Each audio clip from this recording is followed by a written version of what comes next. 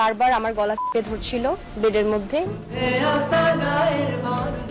সুরের মায়াজালে পরিচয়, কিন্তু সেই সুর যে জীবনের সবচেয়ে বড় দুঃস্বপ্ন হয়ে আসবে তা হয়তো কল্পনাও করেননি ইডেন কলেজের ছাত্রী জান্নাতুল তাজরিয়া ওরা। গিটারের তারে আঙ্গুল ছোঁয়ানোর সেই সাধারণ পরিচয় থেকে গড়ে ওঠা সম্পর্ক শেষ পর্যন্ত রূপ নিল রহস্য গল্পে। সম্প্রতি এক সংবাদ সম্মেলনে নিজের ওপর হওয়া সেই ভয়াবহ ঘটনার বর্ণনা দিতে গিয়ে ভেঙে পড়েন জান্নাতুল।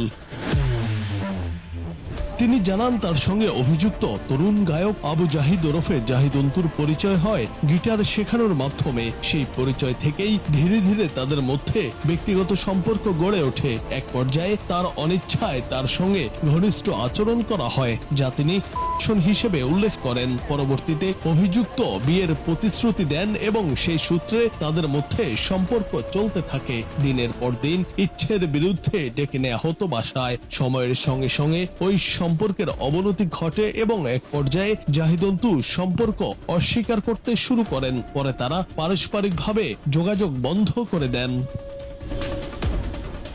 তবে সম্প্রতি প্রোডাক্ট শুটের কথা বলে আবারও যোগাযোগ করা হয় বলে অভিযোগ করেন জান্নাতুল। কাজের কথা বলে তাকে বাসায় ডাকা হয়, যেখানে স্টুডিও ও অফিস একসঙ্গে রয়েছে বলে জানান জাহিদ। সংবাদ সম্মেলনে জান্নাতুল অভিযোগ করেন, বাসায় যাওয়ার পর কাজের পরিকল্পনা নিয়ে কথা বলার এক পর্যায়ে তাকে শারীরিকভাবে বঞ্চিত করা হয়। তিনি বাধা দেওয়ার চেষ্টা করলে তাকে আটকে রেখে করেন জাহিদ। তবে এক পর্যায়ে তিনি সেখান থেকে বের হয়ে আসতে সক্ষম হন।